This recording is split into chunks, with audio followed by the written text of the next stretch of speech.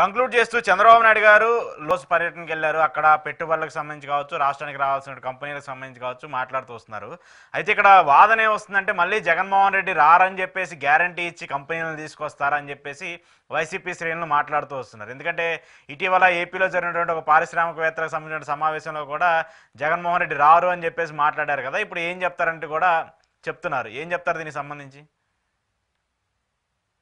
రెండు దావోస్ పర్యటన మంచిదే, ఎందుకంటే ప్రపంచ పారిశ్రామిక దేశాలు ఉంటాయి కాబట్టి మనం ఎక్స్ప్లోర్ చేయడానికి కానీ ఏదైనా అవకాశాలు అందిపుచ్చుకోవడానికి అవకాశం ఉంటుంది. అయితే బేసిక్ గా ఒక పరిశ్రమలు రావడానికి 90% కారణం ఆ రాష్ట్రంలో ఉన్న పరిస్థితులు, ఆ రాష్ట్రంలో ఉన్న మౌలిక వస్తువులు, వాతావరణ పరిస్థితులు, రాజకీయ పరిస్థితులు, ఇట్లాంటి శాంతి భద్రతలు ఇవన్నీ దృష్టిలో పెట్టుకుని పరిశ్రమలు వస్తాయి.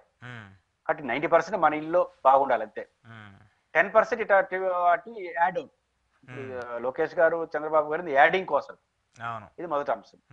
రెండో అంశం ఏంటంటే ఇంకా ఈ పారిశ్రామికలు ఏ కనీసం పరిజ్ఞానం ఉండడు అడగడు, జగన్ రాడు, ఇంకొకరు రాడు, ఇంకొకరు అడగరు, వీళ్ళే చెప్తున్నారు కదా. రెండో అంశం వీళ్ళకి దానివల్ల ఏమైనా మిస్ఫైర్ అయింది. ఎక్కువ అనవసరమైన విషయాలు మాట్లాడితే ఎట్లా ఉంటుంది. ఇప్పుడు లోకేష్ గారు కానీ ఇంకొకరు కానీ అట్లా మాట్లాడాల్సింది కాదు. మాట్లాడితే ఏం డౌట్ వస్తుంది? రెండు వస్తాయి. అసలు ఏ పారిశ్రామిక అడుగుతాడా, అది సాధ్యమా? రెండోది ఎవరి చేతిలో ఉందా రాసిచ్చేదానికి, ఒక రారనేసి, ఇది మొదటి అంశం. రెండో అంశం నాలాంటి వాడు ఏమంటాడు, వాళ్ళు అడిగారు కదా మీరు పవన్ కళ్యాణ్ కలిసి బాండ్ పేపర్ రాసియండి, మమ్మల్ని నమ్మండి, ఇంక జగన్ రాని ఆంధ్రప్రదేశ్ లో చెప్తారు కదా.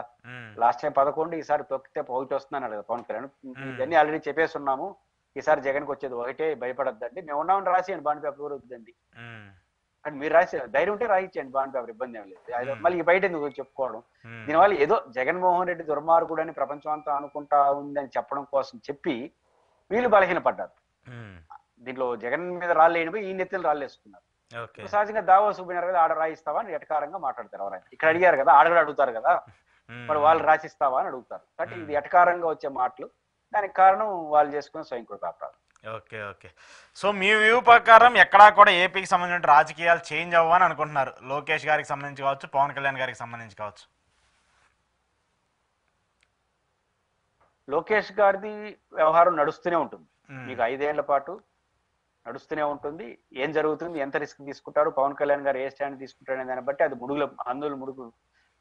అడుగులు పడతాయి. కానీ లోకేష్ గారి చాప్టర్ అనేది కొనసాగుతూనే ఉంటుంది. ఎందుకంటే 2029 లోపల ఆయన్ని ముఖ్యమంత్రి అభ్యర్థిగా మనం చూసినా కూడా మనం ఆశ్చర్యపోనక్కర్లేదు. అది ఆ పార్టీకి అవసరం కూడా. ఉప ముఖ్యమంత్రి అనే చర్చ ఖచ్చితంగా నడుస్తుంది. ఎందుకంటే ఆల్టర్నేటివ్ లీడర్ ఆయన ఆ పార్టీకి. 29 ఎన్నికలు వస్తున్నాయి కాబట్టి ముందా వెనకానేది తప్ప ఖచ్చితంగా లోకేష్ సబ్జెక్ట్ లోకేష్ గారి సబ్జెక్ట్ కొనసాగించేంత వరకు పవన్ కళ్యాణ్ గారి సబ్జెక్ట్ కూడా సైమల్టేనియస్ కొనసాగుతూ ఉంటుంది. సో లోకేష్ గారి చుట్టూనే ఈ కూటమి ఐక్యంగా ఉండడమా, వేధించుకోవడం అనేది జరుగుతుంది. ఇట్లాంటి డిస్టర్బెన్స్ అన్ని కూడా లోకేష్ గారి చుట్టూ నడుస్తాయి. Right sir, thank you very much. ఇది ఈరోజు పురుషోత్తం రెడ్డి గారితో స్పెషల్ ఇంటర్వ్యూ. చూస్తూనే ఉండండి ప్రజా చైతన్యం.